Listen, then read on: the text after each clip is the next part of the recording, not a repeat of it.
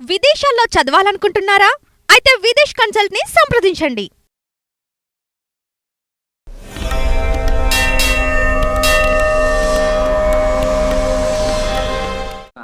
వరదరం విష్ణుం శశివర్ణం చతుర్భుజం ప్రసన్నవదనం ధ్యాయేత్ సర్వవిఘ్నోపశాంతయేత్. గురుర్బ్రహ్మా గురుర్విష్ణుః గురుర్దేవో మహేశ్వరః గురుః సాక్షాత్ పరబ్రహ్మ తస్మై శ్రీ గురవే నమః. వ్యాసాయ విష్ణురూపాయ వ్యాసరూపాయ విష్ణవే నమో వై బ్రహ్మనిధయే వాసిష్ఠాయ నమో నమః. కూజంతం రామ రామేతి మధురం మధురాక్షరం ఆరుహ్య కవితా శాఖాం వందే వాల్మీకికోకిలం. శృతిస్మృతిపురాణానాం ఆలయం కరుణాలయం నమామి భగవత్పాదం శంకరం లోకశంకరం. శంకరం శంకరాచార్యం కేశవం బాదరాయణం సూత్రభాష్యకృతౌ వందే భగవంతౌ పునః పునః.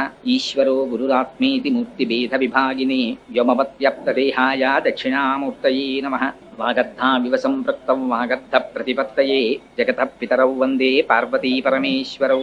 సూక్తిం సమగ్రయతున స్వయమేవ లక్ష్మీః శ్రీరంగరాజమహిషీ మధురైకటాక్షైః వైదగ్ధ్యవర్ణకునకుంభనగౌరవైర్యాం కండూలకర్ణకుహరాः కవయోధయంతి. శాంతాకారం భుజగశయనం పద్మనాభం సురేశం విశ్వాకారం గగనసదృశం మేఘవర్ణం శుభాంగం లక్ష్మీకాంతం కమలనయనం యోగిహృద్యానగమ్యం వందే విష్ణుం భవభయహరం సర్వలోకైకనాథం. మనోజవం మరుతతుల్యవేగం జితేంద్రియం బుద్ధిమతాం వరిష్టం వాతాత్మజం వనరయూథముఖ్యం శ్రీరామదూతం శిరసా నమామి. ఆపదామపహర్తారం దాతారం సర్వసంపదాం లోకాభిరామం శ్రీరామం భూయో భూయో నమామ్యహం. శ్రీరామచంద్రం శ్రితపారిజాతం సీతాముఖాంబోరుహచించరీకః సమస్తకల్యాణగుణాభిరామः నిరంతరం మంగళమాతనోతు. మాణిక్యవీణాం ముకలాలయంతీం మదాలసాం మంజులవద్విలాసాం మహేంద్రనీలద్యుతికోమలాంగీం మాతంగకన్యాం మనసా స్మరామి. హరి ఓం. పరమేశ్వర స్వరూపమైన సభకి నమస్కారం. గుడ్డు యొక్క ఆకారం ఎలా ఉంటుందో అటువంటి ఆకారంతో పరమాత్మ ఈ సమస్త జగత్తుని ఆవరించి ఉంటారట పరమశివలింగం. ఆ బ్రహ్మాండములంతా నిండిపోయినటువంటి శివలింగమును ఈ కంటితో చూడడం సాధ్యం కాదు కాబట్టి కాళహస్తీశ్వర మహాత్మ్యంలో మహానుభావుడు ధూర్జుటి స్తోత్రం చేస్తారు. ఉదయగ్రావము పానవట్టము అభిషేకోతత్ప్రవాహంబు వార్ధి ధరీధ్వాంతము ధూపధూమము జ్వలద్దీప ప్రభారాశి కౌముది తారానివహంబులద్భుత సుమంబులుగా తమోదూ సఖ్యదమై సీత గభస్తి బింబ శివలింగం బొప్పె ప్రాచీదిశన్. ఈ సమస్త ప్రపంచం ఒక శివలింగంగా కనపడింది ఆయనకి. అలా బ్రహ్మాండములన్నీ నిండిపోయినటువంటి శివలింగము యొక్క పైభాగమునందు అమృతము గనీభవించినటువంటి ఆ చంద్రమండలం నుంచి పడేటటువంటి అమృత వృష్టి చేత తడుస్తూ ఉంటుంది. అది చల్లగా ఉంటే సమస్త ప్రాణులు చల్లగా ఉన్నట్లు లెక్క, సమస్త బ్రహ్మాండములలో ఉన్నవారు సంతోషంగా ఉన్నట్లు లెక్క. అందుకే శివలింగం మీద ధారాపాత్ర అని ఒక పాత్ర పెట్టి దానిలో నీరు పోసి దానికి కింద రంధ్రమేర్పరిచి సర్వకాలముల యందు దాంట్లోంచి జలములు జారి శివలింగం మీద పడేటట్టుగా ఏర్పాటు చేస్తారు. ఆ శివలింగం చాలా ఆశ్చర్యకరమైనటువంటి స్వరూపం. అసలు అది రూపముతో కూడినటువంటిది అందామా అంటే దానికి కళ్ళు లేవు, ముక్కు లేవు, చెవులు లేవు, నోరు లేదు. పోనీ రూపము లేనివాడు అరూపి, అసలు ఏమీ రూపం లేదండి అందామా? ఆయనకి రూపం లేకుండా లేడు. ఏదో ఒక లింగ స్వరూపం అని ఒక స్వరూపం ఒకటి ఉంది. పీఠం అంబమయం సర్వం శివలింగైశ్చ చిన్మయం సాకారంచ నిరాకారం నిర్గుణంచ గుణాత్మకం తత్వం తత్పరమం బ్రహ్మ ఇది వేదాంత డిండిమహ అంటారు శంకరాచార్యుల వారు వేదాంత డిండిమల్లో. ఆ కింద ఉండేటటువంటి పీఠమంతా అమ్మవారు, పైన ఉండేటటువంటి చిన్మయ స్వరూపమే పరమశివుడు. వాళ్ళిద్దరూ విడివడి ఉండేటటువంటి స్వభావం ఉన్నవారు కారు. సర్వకాలముల యందు ఒకరితో ఒకరు కలిసి ఉంటారు. సుందరకాండలో సీతమ్మ తల్లి అంటుంది, శక్త్యా లోభయితుం నాహం ఐశ్వర్యేణ ధనేనవా అనన్యే రాఘవేణాహం భాస్కరేణ ప్రభాయధ అంటుంది. నన్ను రాముడి నుంచి విడదీయగలవటోయ్, సూర్యుడి నుంచి సూర్యుడి ప్రభ, వజ్రము నుండి వజ్రము యొక్క కాంతి, పుష్పము నుండి పుష్పము యొక్క వాసన ఎలా విడదీయబడవో అలా నన్ను పరమాత్మ నుంచి విడదీయలేవంది. అలా వాళ్ళిద్దరూ సర్వకాలముల యందు కలిసే ఉంటారు. ఆ పార్వతీ పరమేశ్వర స్వరూపం అదిగో అటువంటి స్వరూపంలో ఆ శివలింగం చాలా చిత్రాతి చిత్రమైనటువంటి స్వరూపం. అందుకని అది రూపం ఉందందామా, రూపం లేదందామా? రూపము లేదనడానికి అక్కడ లింగ స్వరూపం ఉంది, రూపం ఉన్నదనడానికి దానికి కాళ్ళు చేతులు లేవు. అందుకని దాన్ని అరూపరూపి అన్నారు. రూపము లేదనడానికి లేదు, రూపం ఉన్నదనడానికి లేదు. మరి ఏమిటది అంటే అరూపరూపి. అందుకని అదేమిటి లింగము అంటే ఏమిటి గుర్తు?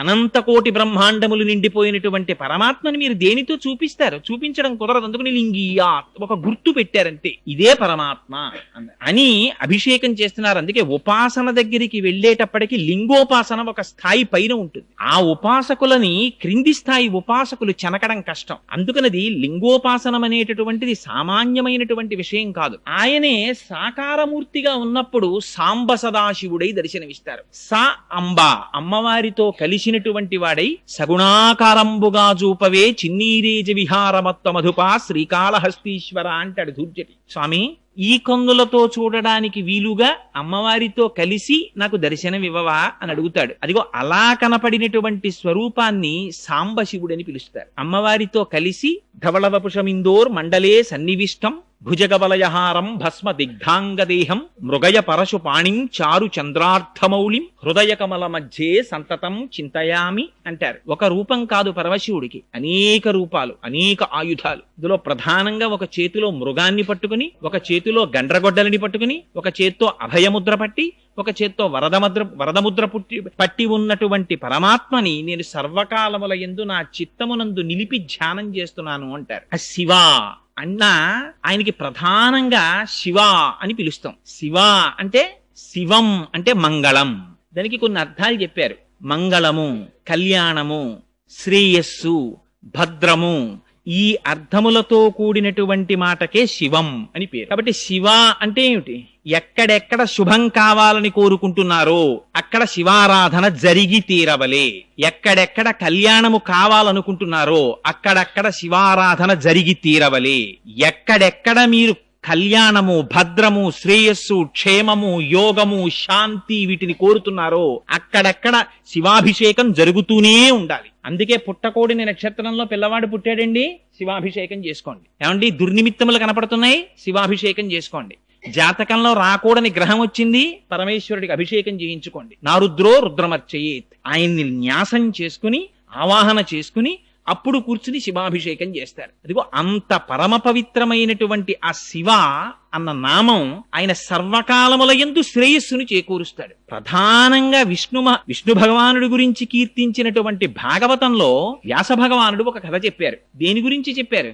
దక్ష ప్రజాపతి చేసినటువంటి నిరీశ్వర యాగం గురించి చెప్పారు. అందరినీ పిలుస్తాను, శివుడు మాత్రం అక్కర్లేదన్నాడు దక్షుడు. చేసుకోమన్నారు. అడ్డెవరు వస్తారు? చేసుకో, దానికి ఉంది, నీ ఇష్టం, చేయమన్నారు. చేశాడు. ఏమైంది? చేస్తున్నది యజ్ఞం, కావలసినది యజ్ఞము యొక్క ఫలితం. యజ్ఞమనబడేటటువంటి కర్మ జడం, తనంత తానుగా అదేం ఫలితం ఇవ్వదు. ఆ కర్మ చేత ప్రీతి పొందినటువంటి భగవానుడు తత్సంబంధమైనటువంటి క్రతువుకు మంగళాన్ని ఫలితాన్ని ఇవ్వాలి. కానీ నాకు ఈశ్వరుడు అక్కర్లేదన్నాడు, నాకు శివుడు అక్కర్లేదన్నాడు. యాగం చేశాడు. ఏమైంది? చిట్ట చివరికి ఏ తల్లి అనంతకోటి బ్రహ్మాండములు నిండి నిబిడీకృతపై పరమశివుని యొక్క ఇల్లాలైందో అటువంటి తల్లి తనకి కుమార్తెగా పుడితే ఆ వైభవాన్ని గుర్తెరగలేక ఆవిడ్ని కూతురుగా విడిచిపెట్టుకున్నాడు. ఆ తల్లి ఒక్క మాట అంది చిట్ట చివర, అగ్నిగుండంలో ప్రవేశించింది. ఎవ్వరూ కూడా చిట్ట చివర శరీరాన్ని త్యాగం చేసేసే ముందు అప్పుడు అబద్ధం చెప్పవలసినటువంటి అవసరం ఎవరికీ ఉండదు కదండి. అప్పుడు సత్యమే పలుకుతారు. అంతకన్నా సత్యమే ఉండాలి. ఆ తల్లి ఒక మాట చెప్పింది, తెలిసి తెలియక దక్ష అని ఒక ఘోరమైనటువంటి పని చేశావు. ఏమిటి నువ్వు చేసినటువంటి? భవాద్వేష్టి నహో శివాహ శివేతిరహ, నువ్వు భవుడైనటువంటి పరమశివుణ్ణి ద్వేషించావు. ఆయనకి లింగ పురాణంలో భవ అంటే సంజీవనం సమస్తస్య జగత సలిలాత్మిక భవ ఇత్యుచ్యతే మూర్తిర్భవస్య పరమాత్మనః.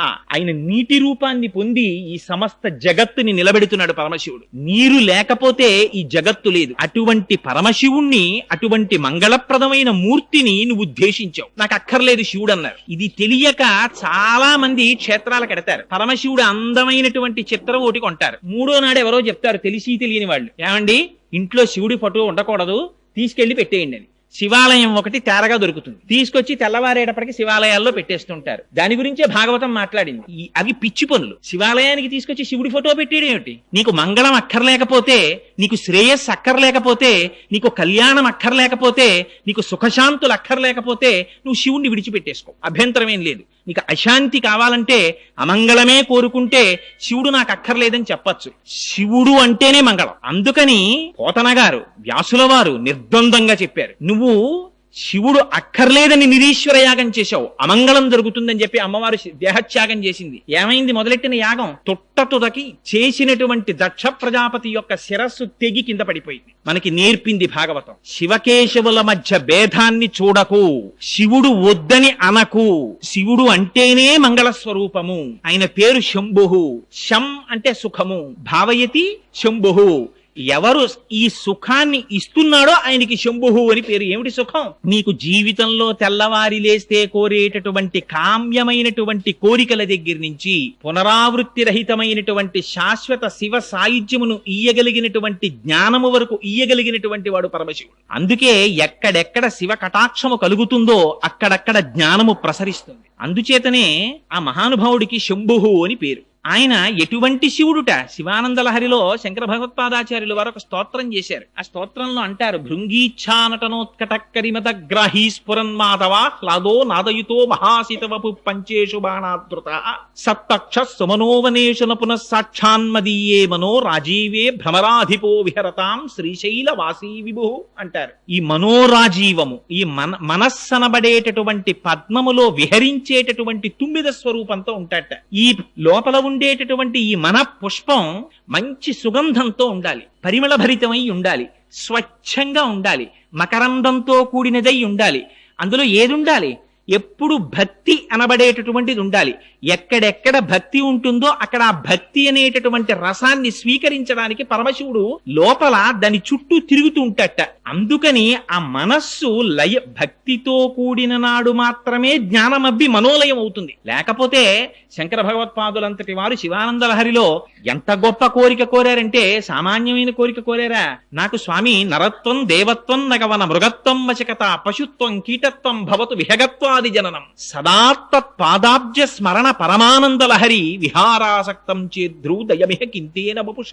ఏ శరీరం వచ్చినా నాకు బాధ లేదు. నేను పక్షినైపోని, పిట్టనైపోని, పురుగునైపోని, కొమ్మనైపోని, కొండనైపోని, చెట్టునైపోని, పుట్టనైపోని. శరీరం దేని వల్ల వస్తుంది? శరీరం చేసుకున్నటువంటి ప్రారబ్ధ కర్మను అనుసరించి వస్తుంది. కానీ భక్తి మాత్రం పరమశివుని యొక్క అనుగ్రహం లేకుండా భక్తి రమ్మంటే రాదు. ఏమంటే రేపటి నుంచి నేను భక్తి చేస్తానండి, అది చేయడానికి ఎక్సర్సైజ్ ఏం కాదది. ఆ భక్తి ఏర్పడడం కూడా భగవంతుని యొక్క అనుగ్రహం ఉంటే తప్ప భక్తి ఏర్పడదు. ఆ భక్తి నిజంగా తాదాత్మ్యతతో కూడినటువంటి భక్తి ఏర్పడిందా, దాని నుంచి విడివడడం కూడా చాలా కష్టం. ఇందుచేత రామకృష్ణ పరమహంసకి పట్టిన పిచ్చి నాకెప్పుడు పడుతుందో అని ఏడిచారు చాలా మంది. ఎంతమందికి ఏర్పడుతుంది? లేచింది మొదలు పానీయంబులు త్రాగుచున్, కుడుచుచున్, భాషించుచున్, హాసలీలా నిద్రాదులు చేయుచున్, తిరుగుచున్, లక్షించుచున్ సంతత శ్రీనారాయణ పాద పద్మజుగళీ చింతామృతాస్వాద సంధానుండై మరచన్ సురారిసుతుడే తద్విశ్వమున్ భూవరా అని ప్రహ్లాదుడి గురించి చెప్పినట్టు ఏది చేస్తున్నా పరమాత్మని గురించినటువంటి ఆలోచన సంతతము లోపల తిరిగేటటువంటి చిత్తవృత్తి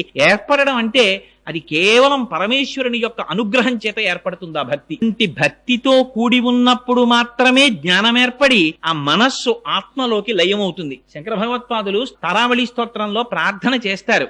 శ్రీశైల శృంగే వివిధ ప్రసంగే శేషాద్రి శృంగే సదా వసంతం తమర్జునం మల్లిక పూర్వమేనం సిద్ధిం తథావిధ మనో విలయం సమాధౌ గాత్రే యదా మమలతాః పరివేశయంతి కర్ణే యదాః విరచయంతి ఖగాశ్చనీడాస్ అంటారు.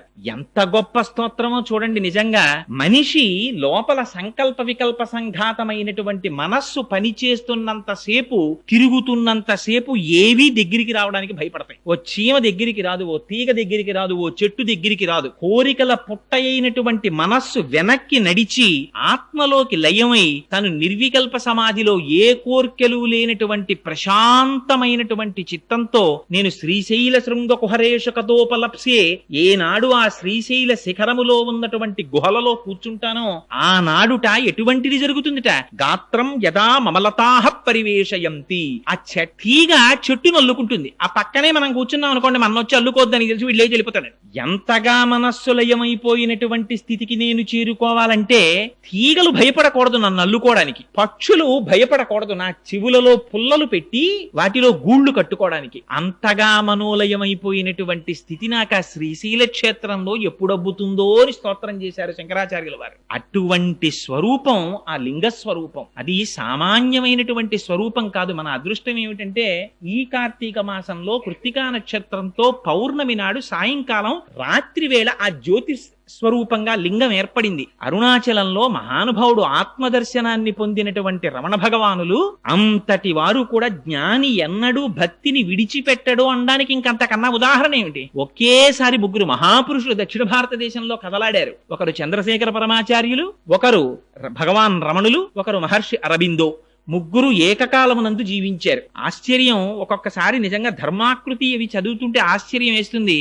రమణులు ఆశ్రమంలో ఉండగా చంద్రశేఖరులు ఆ అరుణాచలేశ్వరుని యొక్క కొండకి ప్రదక్షిణం చేయడానికి వెడుతుండేవారు. రమణులు ఒక్కడే బయటికి రాలేదు. చంద్రశేఖరులు ఒక్క క్షణం ఆగి ఆశ్రమం వైపు చూసి వెళ్లిపోయారు. రమణుల్ని అడిగారు, మీరు వెళ్ళలేదేం చంద్రశేఖర పరమాచార్యుల వారి దర్శనానికని. చంద్రశేఖర పరమాచార్యులని ఒకరు, రమణులని ఒకరు, రెండున్నాయా అని అడిగారు. ఎంతటి అద్వైత దర్శనమో చూడండి. అసలు దాని నుంచి జారలేదు రమణులు ఎప్పుడు. తొట్టతో తన శరీరానికి సర్కోమా పుట్టి రక్తం కారిపోతున్నప్పుడు కూడా, 104 జ్వరంతో శరీరం ఊగిపోతున్నప్పుడు కూడా, మీకు ఇప్పుడు కూడా స్వామి భగవాన్ మీరు ఇప్పుడు కూడా ఆత్మచింతనతోనే ఉన్నారా అంటే, గంధపు చెట్టుని పట్టి కొట్టినా, చెరుకు కర్రని పట్టి కత్తితో నరికినా, మోకాలకు పెట్టి విరిచినా, దంతముల మధ్య పెట్టి నలిపినా తీపి తప్ప చేదు రాదు. ఆత్మజ్ఞానము అబ్బినటువంటి వాడికి ఏమి చేసినా శరీరాన్ని ఆత్మస్థాయి నుండి దిగజారడు అని. అటువంటి స్థితిని పొందారు మహానుభావులు. అందుకే ఆ అరుణాచల లింగం గురించి ఎన్ని స్తోత్రాలు చేశారు. అదిగో అటువంటిది ఆ కృత్తికా నక్షత్రంతో కూడినటువంటి పౌర్ణమి నాడు కార్తీక మాసంలో ఏర్పడింది ఆ జ్యోతిస్తంభం. అదే మనం ఎక్కడ చెప్పినా కూడా 12 జ్యోతిర్లింగములు అని పేరు పెట్టి చెప్పి, ఆ జ్యోతిర్లింగంగానే అజ్ఞానాన్ని మటుమాయం చేయగలిగినటువంటి లింగ స్వరూపాన్ని ధ్యానం చేస్తాం. అటువంటి వాటిలో పరమ ప్రఖ్యాతమైనటువంటి స్వరూపం కపిల తీర్థంలో ఉన్నటువంటి ఒక లింగం. ఇవాళ ఎందుకు ఈ విషయాన్ని ప్రస్తావన చేయవలసి వచ్చిందంటే, నాకు పాపం చాలా మంది ఫోన్ చేశారు, ఏమండి ఒక్కసారి ఆ కపిల తీర్థం గురించి 4 మాటలు చెప్పండి అని అడిగారు. ఈ మధ్య రామారావుపేట శివాలయంలో ఉపన్యాసం చెప్తూ కపిల తీర్థానికి జరిగేటటువంటి అన్నాభిషేకం గురించి ప్రస్తావన చేస్తే, చాలా మంది ఈ మాట ఎక్కడైనా చెప్పినప్పుడు కపిల తీర్థం గురించి ఒక 4 మాటలు చెప్పండి అని అడిగారు. కపిల తీర్థం గురించి చెప్పడం అంటే శివలింగం గురించి చెప్పడమే. ఎందుకని అంటే, శివలింగములు ఏర్పడడం దృష్ట్యా 7 రకాలుగా ఏర్పడతాయి. ఒకటి మృణ్మయములు అంటారు, అంటే మట్టితో చేయబడినటువంటి లింగం అయితే దాన్ని మృణ్మయ లింగము అంటారు. రెండవ దాన్ని సైకత లింగము అంటారు, అంటే తాత్కాలికంగా పూజ చెయ్యడానికి కానీ లేదా ఇతర పద్ధతులలో కానీ ఇసుకతో చేసినటువంటి లింగం అయితే దానికి సైకత లింగం అని పేరు. మూడవ దానిని లోహజ లింగము అంటారు. లోహంతో చేయబడినటువంటి లింగం అయితే అది లోహజ లింగం, బంగారము వెండి మొదలైన దాంతో. నాలుగవది రత్నజ లింగము అంటారు. రత్నములతో చేయబడినటువంటి లింగ స్వరూపం అయితే దాన్ని రత్నజ లింగం అంటారు. ఆ తరువాత వచ్చేటటువంటిది 5వ తరహా లింగం, చెక్కతో చేయబడినటువంటిది, దారువుతో చేయబడినటువంటి లింగాన్ని 5వది. ఆ తరువాత చేయబడినటువంటి లింగం ఈ రాతితోంచి శైలజ లింగము అని, ఈ రాతిలోంచి చేయబడినటువంటి లింగాలు. ఇలా 7 రకాలుగా లింగములు తయారవుతాయి. ప్రతిష్ఠ దృష్ట్యా అంటే స్వామివారి శివలింగాన్ని ప్రతిష్ఠ చేసేటటువంటి పద్ధతిలో ఆలోచన చేసినప్పుడు 6 రకాలుగా చెప్తారు శివలింగాన్ని. మొట్టమొదటిది స్వయంభూలింగములు అంటారు. అది ఒకళ్ళు ప్రతిష్ఠ చేసింది కాదు, అది కాలంలో ఎప్పుడు ఏర్పడిందో ఎవ్వరికీ తెలియదు. తనంత తానుగా ఏర్పడినటువంటి శివలింగం. శ్రీశైలంలో ఏర్పడినది, రామేశ్వరంలో ఏర్పడినది. ఇలాంటి రామేశ్వరంలోది రామచంద్రమూర్తి ప్రతిష్ఠ చేశారని, శ్రీశైలంలో, వారణాసిలో, అలాంటి చోట్ల కేదారేశ్వరంలో, అలాంటి చోట ఏర్పడినటువంటి శివలింగములకు అవి స్వయంభూలింగాలు. రెండవది దివ్యలింగములు అంటారు. దివ్యలింగములంటే దేవతల చేత ప్రతిష్ఠ చేయబడినటువంటి లింగములు. ఇక్కడ మనకి శ్యామలకోట సంస్థానంలో సామర్లకోట అంటారే, అక్కడ ప్రతిష్ఠ చేయబడినది. ఇలాంటి వాటిని దివ్యలింగములు అంటారు. ఇవి ఒకదానికన్నా ఒకటి కిందకు ఉంటాయి. మూడవ లింగం ఆర్షలింగములు అంటారు, అంటే మహర్షులు స్థాపించినటువంటి లింగములు. నాలుగవ వాటిని మానుషలింగములు అంటారు, అంటే మనుష్యులు ప్రతిష్ఠ చేసినటువంటి లింగాలు. 5వది రాక్షస లింగములు అంటారు, అంటే రాక్షసులు కూడా శివలింగాన్ని ప్రతిష్ఠ చేస్తారు, అందుకని వాటిని రాక్షస లింగములు అంటారు. ఆ తరువాత 6వ లింగాన్ని అవి సహజలింగములు అంటారు. అవి ప్రకృతిలో తనంత తానుగా శివలింగం ఏర్పడి, తనంత తాను ధారాపాత్ర ఏర్పడి, తనంత తాను అభిషేకం జరిగిపోతుంటుంది. అలా జరుగుతుందా అండి అని మీకు అనుమానం రావచ్చు. మీరు ఎప్పుడైనా అరకు వెళ్ళినప్పుడు బుర్రా కేవ్స్ అని చెప్పి ఉన్నాయి మనకి, చాలా మంది చూడ్డానికి వెడుతూ ఉంటారు. మీరు వెడితే ఇప్పటికీ చూడొచ్చు, నది కొండని తొలుచుకుంటూ వెళ్ళిపోయింది. వెళ్ళిపోతే ఆశ్చర్యం ఏమంటే అక్కడ ఒక శివలింగం ఏర్పడ్డాయి. ఆ శివలింగాలు పైన ఎక్కడో కొండ యొక్క ఉపరితలం ఉంటుంది. ఆ కొండ ఉపరితలం మించి ఖచ్చితంగా ఈ శివలింగం ఏర్పడిన దాని మీదకి సన్న సన్నటి ధార ఎడతెరిపి లేకుండా రాత్రింబాళ్ళు పడిపోతుంటుంది. ఆ పడిపోతున్నది శివలింగం పెరిగిపోతుంటుంది. అది విచిత్రం. అది పెరిగి పెద్దదైపోయి అక్కడికి వెడితే మనకి బుర్రాకేవ్స్ లో చూపిస్తారు. పెరిగి పెద్దదైపోయి శివలింగం స్తంభంలా పెరిగి పెరిగి మళ్ళీ వెళ్లి కొండను ముట్టుకుంటుంది. అలా నీళ్లు పడి ఆ శివలింగం అలా పెరుగుతూ ఉంటుంది. ఇప్పటికీ బుర్రాకేవ్స్ లో అటువంటి శివలింగాలు ఉన్నాయి. ఇప్పటికీ అభిషేక తీర్థం పడుతూ పెరుగుతున్న శివలింగాలు. అదిగో అటువంటి లింగములని సహజముగా ఏర్పడినటువంటి లింగములు అంటారు. ఆ తరువాతది బాణలింగం. బాణలింగం అంటే నర్మదా నదిలో ఉండేటటువంటి శిలల్ని నీటి యొక్క వేగము ఒరుసుకుంటూ వెళ్లడం చేత ఏర్పడినటువంటి లింగములను బాణలింగములు అని పిలుస్తారు. ఈ విధంగా ప్రతిష్ఠ దృష్ట్యా ఆ శివలింగాల్ని 7 రకాలుగా విభజించారు. అందులో పరమపావనమైనటువంటి లింగమూర్తి ఆ కపిల తీర్థంలో ఉన్నారు. మనకి వెంకటాచలం తెల్లవారి లేస్తే తెలుగువారికి కొంగు బంగారం వెంకటేశ్వర స్వామి వారు. వెంకటేశ్వర స్వామి వారి దర్శనం చెయ్యనటువంటి వారు ఎవ్వరూ ఉండరు. తెల్లవారి లేస్తే ఏ కష్టం వచ్చినా ఏ సుఖం వచ్చినా ఆ స్వామి సన్నిధానంలో చెప్పుకుంటాం, ఆయన దగ్గరికి పరిగెడతాం. ఆ వెంకటేశ్వర స్వామి వారు వెలిసినటువంటి 7 కొండలు ఎంత ప్రాచీనమైనవో ఆ బ్రహ్మాండ పురాణంలో ఒక మాట చెప్తారు, వరాహ పురాణంలో. అందులో కృతే వృషాద్రిం వక్షంతి త్రేతాయాం అంజనాచలం ద్వాపరే శేషశైలంతు కలౌ వెంకటాచలం నామాని యుగభేదేన శైలాస్థాస్య భవంతి. కృతయుగంలో దాన్ని వృషాద్రి అని పిలిచారు, త్రేతాయుగంలో అంజనాద్రి అని పిలిచారు, ఆ తరువాత ద్వాపర యుగంలో శేషాద్రి అని పిలిచారు, కలియుగంలో వెంకటాద్రి అని పిలుస్తున్నారు. యుగములు మారిపోయాయి కానీ ఆ కొండ మాత్రం అలాగే ఉంది. ఆ కొండ ఎంత ప్రాచీనమో కొండ కింద ఉన్నటువంటి ఆ కపిల తీర్థ క్షేత్రంలో ఉన్నటువంటి శివలింగము కూడా అంతే ప్రాచీనం. ఎందుకని? అది స్వయంభూ. ఎప్పుడు ఏర్పడిందో ఎవ్వరికీ తెలియదు కపిల తీర్థం. ఎందుకు చెప్తున్నానంటే ఈ మాట, కపిల తీర్థానికి మీరు ఈ మాట వెళ్ళినప్పుడు, తిరుమల క్షేత్రానికి వెళ్ళినప్పుడు తప్పకుండా కపిల తీర్థానికి వెళ్ళండి. వెళ్ళి దర్శనం చెయ్యండి. వెంకటేశ్వరుడు ఒకడు, పరమశివుడు ఒకడు కారు, ఇద్దరూ ఒకటే. ఎందుచేత అంటే చంద్రశేఖర పరమాచార్యులు ఒక అద్భుతమైనటువంటి మాట చెప్తుండేవారు. తిరుమలై. తిరుమలై అంటే ఏమిటండి? తిరు అంటే శ్రీ అని అర్థం, గౌరవవాచకం. మలై అంటే శైలము, కొండ. దాని పేరేమిటి? శ్రీశైలము. తిరుమల నంబి అని శ్రీ మహావిష్ణువుని కొలిచినటువంటి మహాభక్తులు తిరుమల నంబి. ఆయన్ని సంస్కృతంలో పిలవవలసి వస్తే శ్రీశైల పూర్ణులు అని పిలుస్తారు ఆయన్ని. ఇది శ్రీశైలమే. తిరుమలై అంటే శ్రీశైలం, శ్రీశైలం అన్నా శ్రీశైలమే. 2 శ్రీశైలాలే. 2 శ్రీశైలాల్లోనూ ఇక్కడ కరచరణాదులతో కూడినటువంటి స్వామి ఉన్నారు, అక్కడ కరచరణాదులతో కనపడనటువంటి అరూపరూపి అయిన పరమాత్మ ఉన్నారు. ఒకే పరమాత్మ ఏకస్త్వమేవ బహుధా భవభాసిలోకే నిశంకధీర్ వృషభకేతన మల్లినాథ శ్రీభ్రామరి ప్రియ సుఖాశ్రయ లోకనాథ అన్నట్టుగా ఒక పరమాత్మే 2 రూపాలుగా దర్శనమిస్తున్నారు అక్కడ. అందుచేత 2 కాదు ఉన్న పదార్థాలు. అందుకని ఆ కొండ ఎంత ప్రాచీనమో కపిల తీర్థంలో ఉన్నటువంటి స్వామి కూడా అంత ప్రాచీనం. ఆ కపిల తీర్థం ఎంత గొప్పదంటే పూర్వకాలంలో ఎప్పుడో కృతయుగంలో కపిల మహర్షి పాతాళ లోకంలో శివలింగాన్ని ఒక దాన్ని వెలిసినటువంటి శివలింగానికి పూజ చేసి ధ్యానం చేస్తుండేవారు. ఆ శివలింగం పెరుగుతూ పెరుగుతూ పైకొచ్చింది. అది భూమిని బద్దలు చేసుకుని పైకొచ్చింది. పైకొచ్చి ఇంకా ఇంకా పెరుగుతోంది. పెరుగుతుంటే కామధేనువు గబగబా పరిగెత్తుకొచ్చింది. బ్రహ్మగారు ఆవు రూపంలో వచ్చారు, శ్రీ మహావిష్ణువు గోపాల బాలుడి రూపంలో వచ్చారు. ఈ ఆవు క్షీరధారల్ని అభిషేకించింది, శ్రీ మహావిష్ణువు కాపు కాశారు. ఈ కామధేనువు వచ్చి తన కాలి గిట్ట తీసి శివలింగం మీద పెట్టి ప్రార్థన చేసింది. మా వర్ధస్య, స్వామి ఇక నువ్వు పెరగకు అని అడిగింది. ఇప్పటికీ కూడా కపిల తీర్థంలో ఉండేటటువంటి శివలింగం తల మీద కాలి గిట్ట యొక్క ముద్ర ఉంటుంది. అలాగే సజ్జోజాత అఘోర తత్పురుష వామదేవ ఈశానములనేటటువంటి 5 ముఖాలతో చూస్తూ ఉంటాడు పరమశివుడు. 5 ముఖాల్లో ఆ పశ్చిమాభిముఖంగా ఉండేటటువంటి పరమశివుని యొక్క ముఖానికి ఆ సజ్జోజాత మూర్తికి 3వ కన్ను ఆ శివలింగానికి ఇప్పటికీ కనపడుతుంటుంది. అది అలంకారం చేసినప్పుడు మనం అంతరాలయంలోకి వెళ్ళి స్పష్టంగా చూడడం కుదరదేమో అన్న ఉద్దేశ్యంతో దీనికి సంబంధించినటువంటి చిత్తరువులన్నింటినీ సభామంటపంలో పెట్టారు. దర్శించగలిగినటువంటి వాళ్ళు వెళ్లి దర్శించి ప్రార్థన చేయవచ్చు అని. అది శివలింగం మొట్టమొదట తెల్లగా ఉంటుంది, మధ్యలో పసుపు వర్ణంతో ఉంటుంది, బంగారు రంగుతో, పైన ఎరుపు వర్ణంతో ఉంటుంది. ఆ కపిల తీర్థంలో ఉండేటటువంటి కపిలలింగము ఎంత ప్రాచీనమైనటువంటి లింగమో ఆ పక్కనే ఉండేటటువంటి కామాక్షి అమ్మవారు కూడా అంతే ప్రాచీనమ తల్లి. కామాక్షి అంటేనే,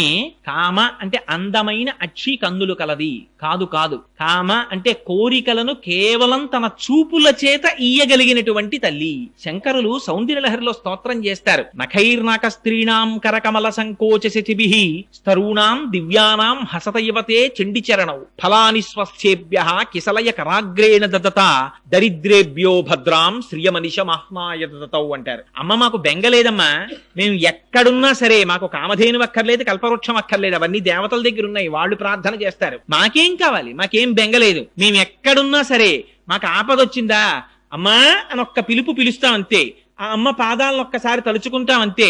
ఎక్కడుంటే మాత్రం ఏమిటి, ఆ తల్లి దృష్టి ఎంత దూరం పెడుతుంది. శంకరులు అంటారు సౌందర్యలహరిలో, దృశాద్రాఘీయస్యాదరదలిత నీలోత్పల రుచ దవీయాంసం దీనం స్నపయ కృపయా మమపి శివే అనేనాయం ధన్యో భవతి నచతే అనిరియత వనేవా హర్మ్యేవా సమకర నిపాతో హిమకర అంటారు. ఈ బ్రహ్మాండములన్నీ ఎంత నిండిపోయాయో అంతకన్నా దాటి అమ్మవారి చూపు చూస్తుంటుందిట.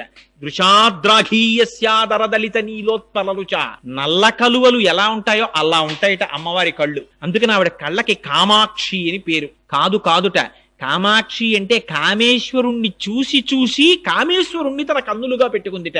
కాదుట, ఆవిడికి పంచకృత్యపరాయణ అని పేరు. సృష్టి స్థితి లయ తిరోధాన అనుగ్రహములను చేస్తుంది అమ్మవారు. ఆ తిరోధానం అంటే అణువుల కింద మార్చేస్తుంది ప్రపంచాన్ని, దాన్ని తనలో ఉంచుకుని మళ్ళీ తిరిగి ఉత్పత్తి చేస్తుంది, అది అనుగ్రహం అంటారు. అలా పంచకృత్యపరాయణ అయినటువంటి తల్లి పరమశివుడు లయమైపోయినటువంటి ప్రపంచాన్ని మళ్ళీ సృష్టించాలనేటటువంటి భావన ఏర్పడినప్పుడు ఆ భావన తెలుసుకుని పరమశివుని యొక్క శక్తిగా వ్యక్తీకరింపబడినటువంటి స్వరూపానికి కామాక్షి అని పేరు. కాంచీపురంలో పీఠాది దేవత ఆవిడ. అటువంటి కామాక్షీదేవి అక్కడ వెలిసి ఉంది. మీకు ఆశ్చర్యకరమైన విషయం ఏమిటో తెలుసా అండి?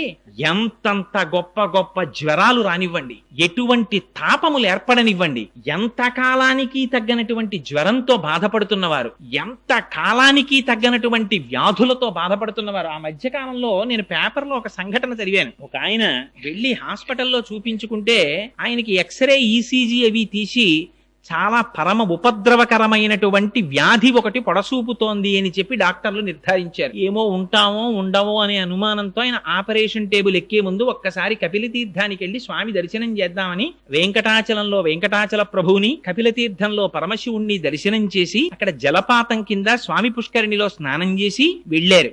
వెడితే ఆయన్ని మళ్ళీ ఆపరేషన్ టేబుల్ మీదకి తీసుకెళ్లే ముందు చూస్తే అందులో ఇంతకు ముందు కనపడినటువంటి వ్యాధి కనపడలేదట. ఇది అబద్ధమని మీరు అనుకుంటారేమో.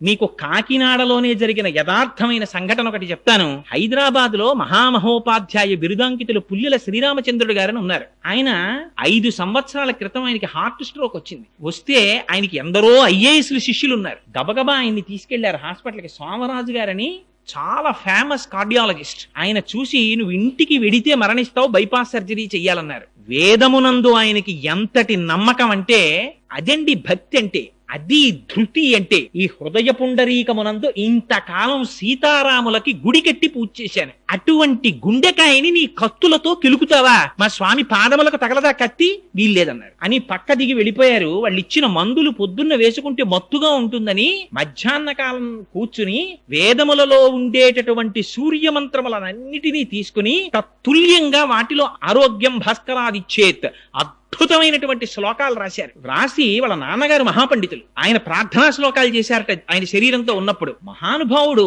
మన పట్టణంలో ఉప్పులూరి కామేశ్వరరావు గారని మీరు వినే ఉంటారు, ఫిజిక్స్ లెక్చరర్ గారు. ఆయన మహర్షి సదృశులు ఫిజిక్స్ లో. ఆయన వ్రాసినటువంటి ఆ శ్లోకాలని విని మొన్న హైదరాబాద్ లోను ఈ శ్లోకములు ఎట్టి పరిస్థితుల్లో చెక్కు చెదిరిపోకూడదని రామోజీ ఫిలిం సిటీ నుంచి ఒక ఆర్టిస్ట్ ని తీసుకొచ్చి, ఒక సింగర్ ని తీసుకొచ్చి వాటిని సీడీస్ చేశారు. ఒక పక్క నుంచి వేదమంత్రం పెడుతూ ఉంటుంది, ఒక పక్క నుంచి శ్లోకం పెడుతూ ఉంటుంది. అవి త్వరలో ఆవిష్కరింపబడబోతున్నాయి ఆ క్యాసెట్స్.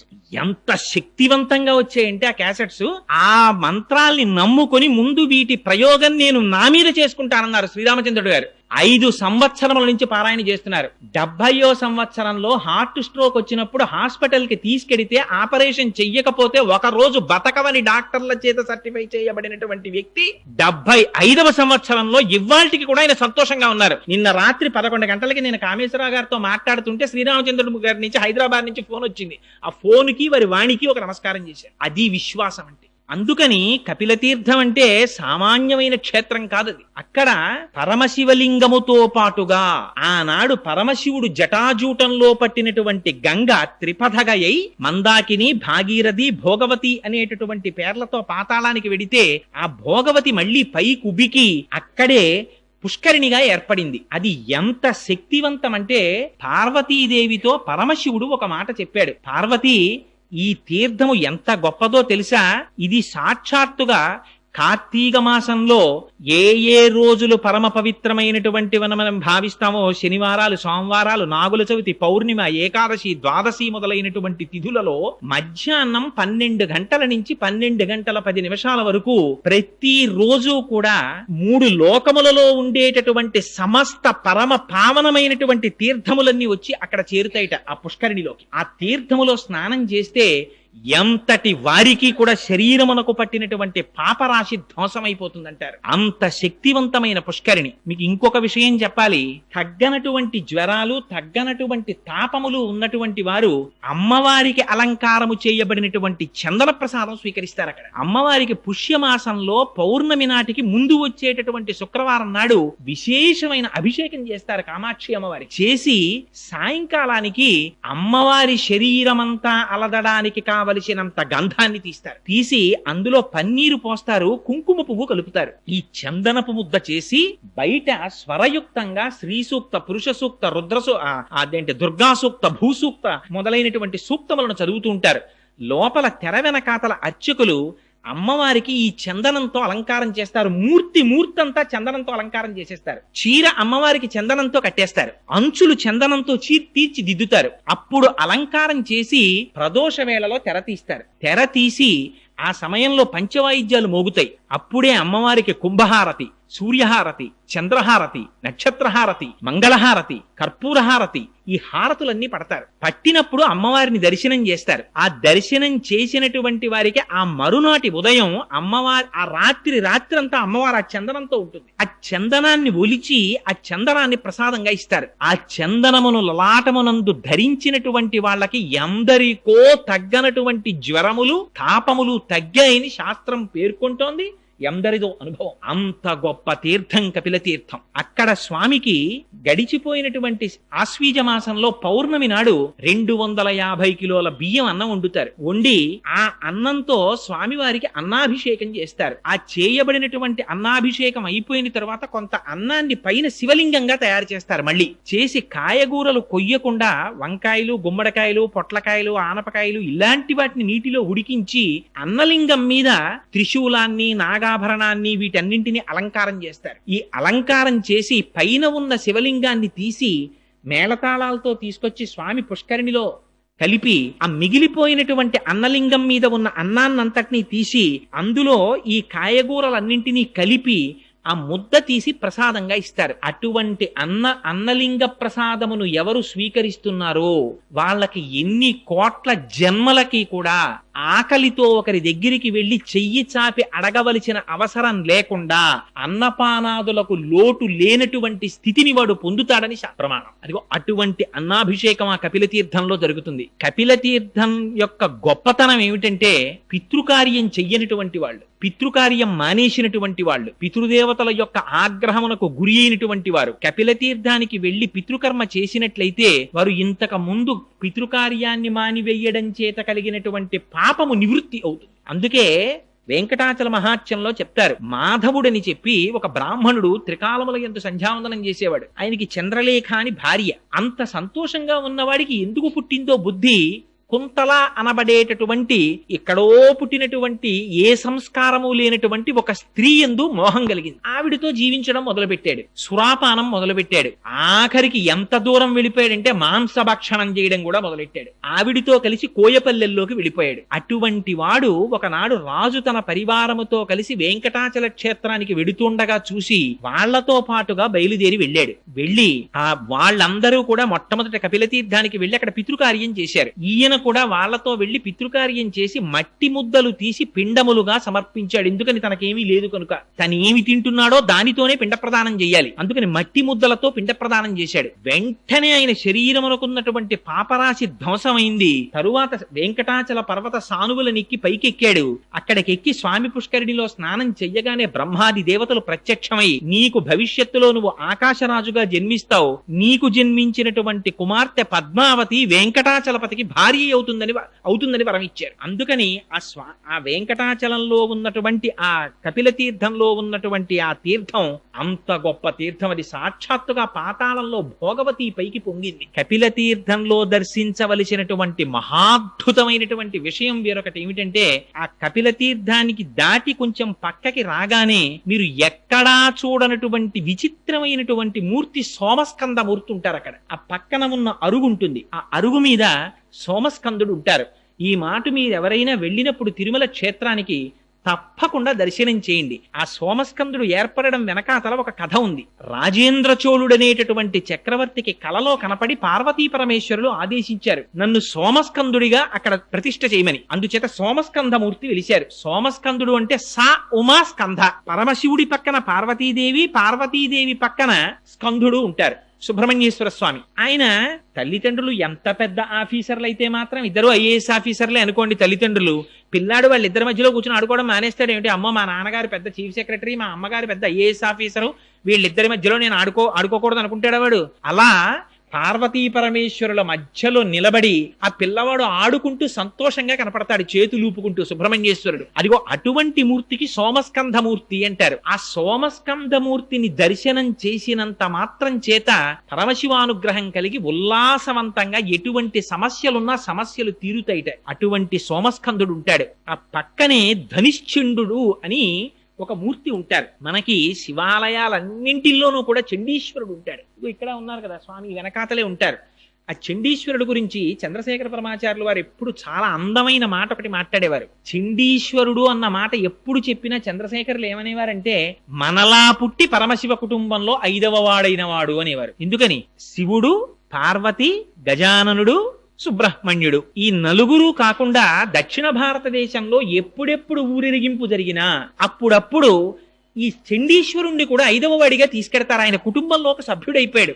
అసలు ఆ చండీశ్వరుడి వృత్తాంతం చాలా ఆశ్చర్యకరం తెలుసా అండి. ఎందుకంటే కార్తీక మాసంలో ఇంత పరమ పవిత్రమైన ఆలయంలో అసుర సంధ్య వేళలో కూర్చుని అట్లాంటి వృత్తాంతం మనం చెప్పుకున్నా విన్నా చాలు, మన జన్మ పావనం అయిపోతుంది. ఆ చండీశ్వరుడు, ఆయన పేరు మనందరం ఎలా పుట్టామో అలా విచార శర్మ అనేటటువంటి పేరుతో మనలాగే పుట్టి పెరుగుతుండేవాడు. ఆయన వేదం చదువుకుంటూ ఉండేవారు. ఒకనాడు ఆవులను కాసేటటువంటి ఒక గొల్లవాడు ఒక ఆవుని పట్టుకుని కొడుతున్నాడు. చూశారు ఆయన, బాధ కలిగింది. అయ్యయ్యో, గోవు యొక్క శరీరంలో 3 కోటి దేవతలు ఉంటారంటారయ్యా, ఆవును కొడుతున్నావా అన్నారు.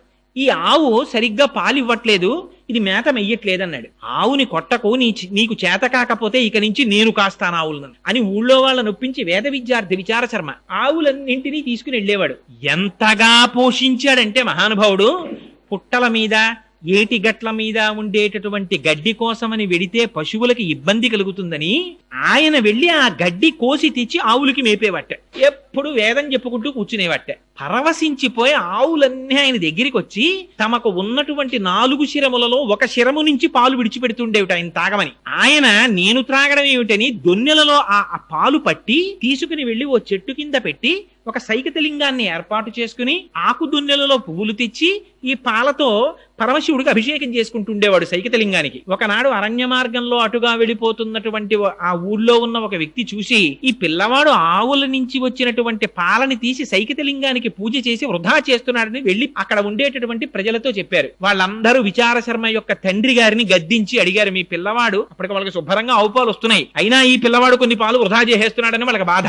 చెప్తే నాకు తెలియదు ఈ విషయం, రేపు నేను పరికిస్తానన్నాడు తండ్రి. అని బయలుదేరాడు. విచార శర్మ కూర్చుని ఆవుల యొక్క ఒక్కొక్క శరములోంచి వదిలినటువంటి పాలు పట్టి ఒక అత్తి చెట్టు కింద సైకతలింగాన్ని ఏర్పాటు చేసి దానికి అభిషేకం చేసుకుంటున్నాడు. మనస్సు లయమైపోయింది. ఇందాక చెప్పానే, శ్రీశైల శృంగకుహరేషక దోపలప్సి అన్నట్టుగా అంతటా పరమశివుణ్ణి దర్శిస్తూ ఆ అభిషేకం చేస్తున్నాడు. నమక చమకాలు ఏముందండి అభిషేకంలో? నమక చమకాలన్నీ అన్నింటిలో నువ్వున్నావు, అన్నింటిలో నువ్వున్నావు, అన్నింటిలో నువ్వున్నావు, అన్నింటిలో నువ్వున్నావు, అంతే నమ్మకం అంటే. అంతా నువ్వే అని చెప్పడమే. పేన్యాయచ సికత్యాయచ చోరాయచ శిష్ప్యాయచ, ఇందులో లేడు. దొంగలో నువ్వే, దొంగలో నువ్వే, వడ్రంగిలో నువ్వే, నురుగులో నువ్వే, నీటిలో నువ్వే, నిప్పులో నువ్వే, అడవిలో నువ్వే, ఆ పైన మెరిసే మెరుపులో నువ్వే, విద్యుత్తులో నువ్వే, భూమి మీద నువ్వే, నువ్వు తప్ప ఇంకొకటి లేదని చెప్పడమే నమక చమకాలు. అటువంటి దర్శనం చేస్తూ ఆ అభిషేకం చేసుకుంటున్నాడు. ఆ అభిషేకం జరుగుతున్నటువంటి సమయంలో తండ్రి చూశాడు. అరే రేవిడి ఇన్ని పాలు వృధా చేసేస్తున్నాడు రా అని ఒక కర్ర ఒకటి పట్టుకొచ్చి ఆ పిల్లవాడిని విపరీతంగా బాదాడు. కానీ ఆ పిల్లవాడి మనస్సంతా లయమైపోయింది పరమశివుల్లో. లయమైపోయినటువంటి వాడికి ఏది వినపడుతుంది కనుక, ఏం తగులుతుంది కనుక, తన్ను నిశాచురుల్ పొడవ దైత్యకుమారుడు మాటిమాటికో పన్నగశాయి, ఓ ధనుజభంజన, ఓ జగదీశ, ఓ సర్వాపన్న శరణ్య, ఓ అఖిల పావనయంచు నుతించు కాని తా కన్నుల నీరుతాడు భయకంప సమేతుడు కాడు భూవరా అంటారు. ఆనాడు ప్రహ్లాదుండి బాధిస్తే ఆ లక్ష్మీనారాయణుల్ని తలుచుకుంటూ ఆ బాధలన్నీ మరిచిపోతే స్వామివారు ప్రహ్లాదుండి రక్షించుకున్నట్టుగా పరమశివుడు రక్షించుకున్నాడు ఆ పిల్లాన్ని. చిట్ట చివర ఆ తండ్రికి అసహనం వచ్చింది. ఒరే కొట్టి కొట్టి నా చేతులు నెప్పెడుతున్నాయి కానీ వీడు అభిషేకం మానట్లేదురా అని అక్కడ ఉన్నటువంటి పాలకొండని తన కాలుతో తన్నాడు. ఆ కొండ పగిలిపోయేటప్పటికి పిల్లవాడు బహిర్ముఖుడయ్యాడు. వాడికి ఆగ్రహం వచ్చింది. దేనికి ఆగ్రహం వచ్చింది? నేను జయిస్తున్నటువంటి శివాభిషేకానికి అంతరాయం కల్పించాడు అని అక్కడ పశువులు కాసేటటువంటి కర్ర తీశాడు. ఎంతవరకు నిలబడతాడో చూడాలనుకున్నారు పరమశివుడు.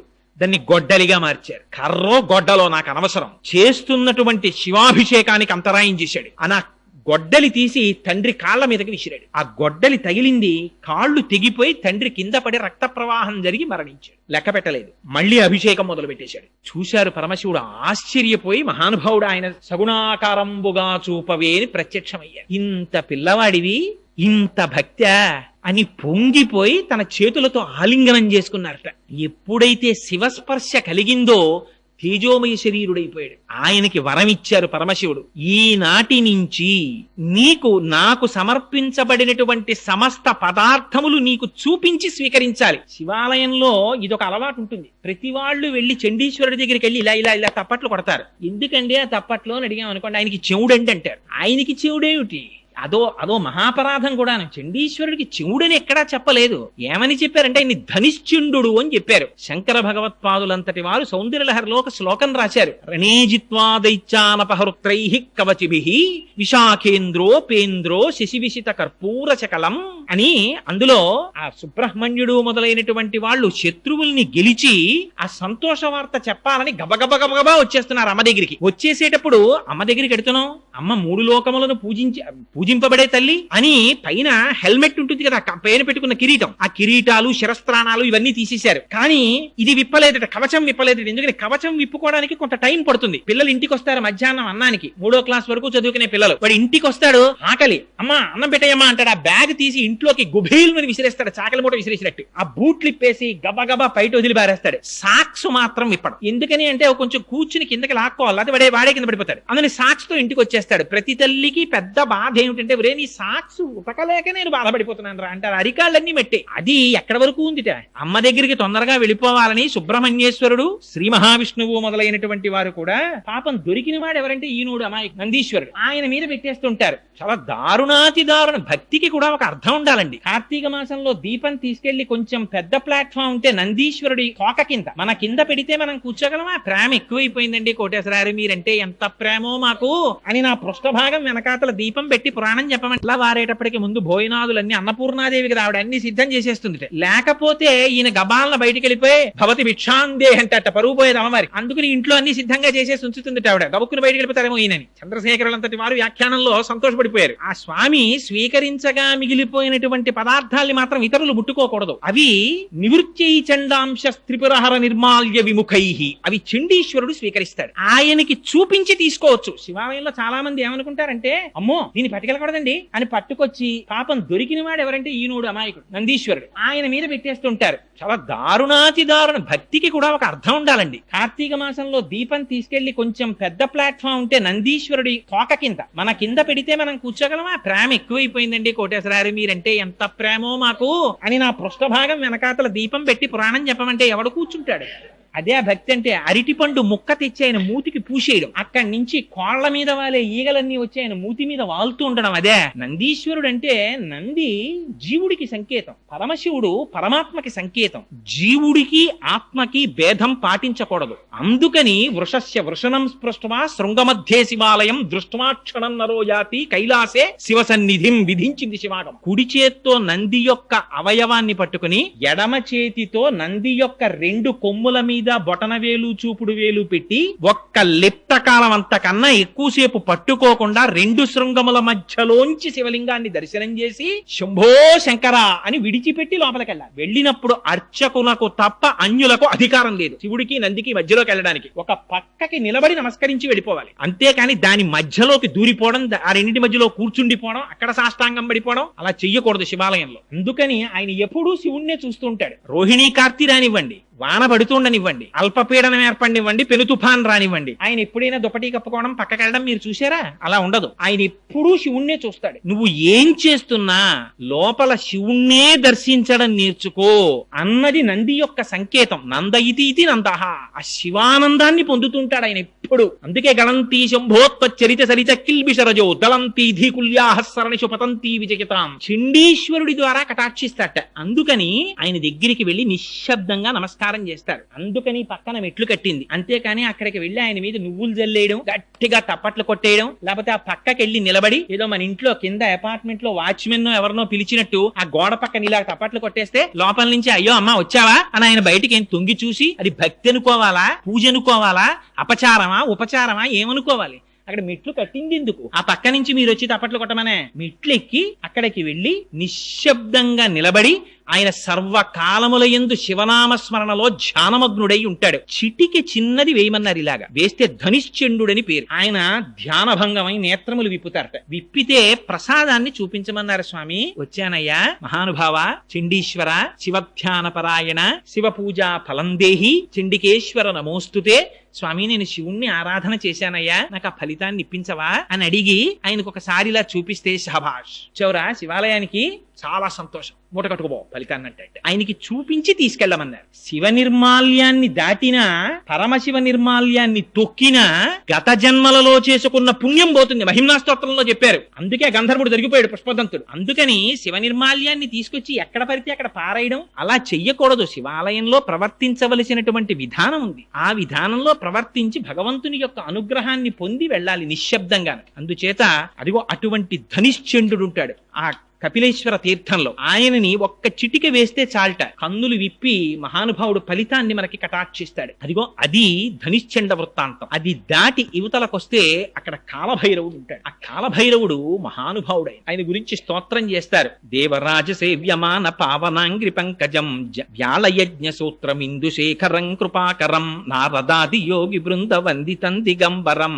కాశికాపురాధినాథ కాలభైరవం భజేత్. జ్ఞానముక్తి సాధనం చిత్రపుణ్యవర్ధనం శోకమోహ దైన్యలోభ కోపతాపనాశనం తే ప్రయాంతి కాల భైరవాంగ్రి సన్నిధిం ధ్రువం అని ఆ మహానుభావుణ్ణి నమస్కారం చేసినంత మాత్రం చేత కపిల తీర్థంలో ఉండేటటువంటి కాలభైరవుడి దగ్గర రెండు శక్తులు ఉంటాయి. ఏమిటా? ఇవి నా సొంతంగా చెప్తున్నాను అనుకుంటున్నారేమో. మహాప్రభో వరాహ పురాణాంతర్గతం. అందులో ఆయన సంతాన రక్షకుడు. మనకి కలిగినటువంటి సంతానము రక్షింపబడేటట్టుగా చూస్తాడు.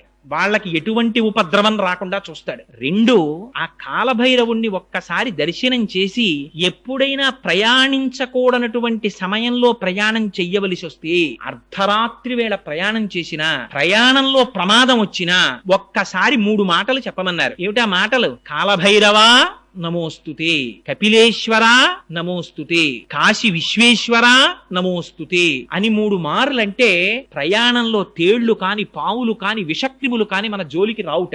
ప్రమాదములు ఏవైనా పొంచి ఉంటే తప్పుతాయిట. అటువంటి ఫలితమీయగలిగినటువంటి కాలభైరవుడు అక్కడ ఉన్నాడు. అక్కడే మాణిక్యవాచకరు ఉన్నారు. మనకి రేపు కార్తీక మాసం వెళ్ళిపోయిన తర్వాత మార్గశీర్ష మాసం వచ్చి ధనుర్మాసం వచ్చింది అనుకోండి, తిరుప్పావై ప్రారంభం అవుతుంది. మనందరం ఇటువైపు నుంచి వెంకటేశ్వర స్వామి వారి ఆలయానికి చేరుకుంటాం. అక్కడ మన గోవిందబాబు గారు, లక్ష్మణాచార్యుల వారు వీరందరూ చాలా అందంగా తిరుప్పావై చేస్తారు. ఇక్కడ కార్తీక మాసంలో సత్యనారాయణ గారు ఎంత అందంగా అభిషేకాలు అవి చేస్తారో, ఇది మన అదృష్టం. వెంకటనగర్ లో ఉన్న వాళ్ళకి చక్కగా 2 శివకేశవ ఆలయాలు 2 పక్క పక్కనే ఉండడం, 2 శ్రద్ధాభక్తులతో అర్చన చేయబడేటటువంటి పెద్దలు ఉండడం. అక్కడికి వెడితే తిరుప్పావై ఉంటుంది. అలాగే మనకి తిరువెంబావై అని ఆ ధనుర్మాసంలో పరమశివుడి దగ్గర స్తోత్రం చేస్తారు. ఇక్కడ అలవాటు లేదు కానీ తమిళనాట అంతా కూడా విశేషంగా స్తోత్రం చేస్తారు. తిరువెంబావై అందరికి నోటికొచ్చి ఉంటుంది. పరమ ప్రఖ్యాతమైన స్తోత్రం మాణిక్యవాచకర్రని అప్పర్రని ఆయన చేశారు. ఆయన సామాన్యులు కారు. కాళహస్తీశ్వర శతకంలో దూర్చిటి ఉట్టినే చెప్పలేదండి ఆ మాటలు. కవి పుష్పంబగు, అగ్ని మంచగు, నాకూపారం భూమిస్థలంబగు, శత్రుండతిమిత్రుడవు, విషము దివ్యాహారమౌ నిన్నగా అవనీమండలి లోపలన్ శివ శివేచ్ఛాభాషణోల్లాసకిన్ శివ నీనామము సర్వవశ్యకరమౌ శ్రీకాళహస్తీశ్వర. శివా శివా అన్న 2 మాటలు జన్మనంతటినీ కూడా మన కష్టములను ఈడేర్చి మన్ని ఒడ్డు చేర్చగలిగినటువంటి బ్రహ్మాండమైనటువంటి నౌక ఆ శివనామం. అందుకే అప్పర్రని మనకి నాయనార్లు ఎలా అయితే వైష్ణవ సాంప్రదాయంలో 12 ఆళ్వార్లు ఉంటారో, శైవ సాంప్రదాయంలో 63 మంది నాయనార్లు ఉన్నారు. వాళ్ళు పరమశివ భక్తులు. అందులో పరమ ప్రఖ్యాతి వహించిన వారిలో అప్పరొకరు. వారిని వాగీశులు అంటారు. వారి తల్లిదండ్రులు చిన్నతనంలోనే మరణించారు. పాపం అక్కగారికి పెళ్లి కుదిరింది. తీరా పెళ్లి కుదిరిన తరువాత ఆ వరుడు మరణించాడు. నిశ్చితార్థం అయిపోయింది కనుక నేను ఇంకొక వివాహం చేసుకోనని తిలకాంబిక అని ఆవిడ అలా ఉండిపోయారు. ఈ తమ్ముణ్ణి పెంచితే ఈయన జైనుల్లో కలిసిపోయారు. కలిసిపోతే ఈవిడ రోజు శివాలయానికి వెళ్లి ప్రార్థన చేసేవారు. స్వామి, మా తమ్ముడు మళ్ళీ శైవంలోకి వచ్చేటట్టుగా అనుగ్రహించు అని. ఒకనాడు పరమశివుడు ఆవిడికి స్వప్న సాక్షాత్కారం ఇచ్చాడు. ఇచ్చి శూలవ్యాధితో బాధపెట్టి నీ తమ్ముడిని తీసుకొస్తాను శైవంలోకి అన్నాడు. ఆయనకి శూలవ్యాధి బయలుదేరి అపారమైన కడుపు మంట, నొప్పి. ఒకనాడు అక్కగారికి కబురు చేశారు. ఆవిడంది, నేను రాను, నువ్వు జైనుల్లో ఉన్నావు, నువ్వు కాని ఇక్కడికి వస్తే నేను శివాలయానికి తీసుకెళ్లి నీకు ఆ రుగ్మత పోయేటట్టు చేస్తానంది. ఆయన మొత్తానికి ఎవరికీ తెలియకుండా ఓ రాత్రి వేళ తెల్ల బట్టలు కట్టుకుని అక్కడి నుంచి బయలుదేరి ఈవిడి దగ్గరికి వచ్చారు. శివాలయానికి తీసుకెళ్లారు. అభిమంత్రించినటువంటి రుద్రాభిషేకం చేసిన తర్వాత వచ్చే చిట్ట చివరి విభూతితో అభిషేకం చేసి ఆ విభూతి ఆయనకి ఇచ్చారు. అప్పర్కి. అప్పర్ నోట్లో వేసుకున్నారంతే ఆ శూలవ్యాధి పోయింది. ఆయన అపారమైన శివభక్తుడైపోయి పత్తికాలు పాడారు. పాడుతుంటే ఈ విషయం జైనులకి తెలిసి మా దగ్గర నేర్చుకున్న మంత్రములతో శూలవ్యాధి పోగొట్టుకుని అవి శైవ మంత్రముల చేత తగ్గించుకున్నానని ప్రచారం చేస్తున్నాడు మహాప్రభు.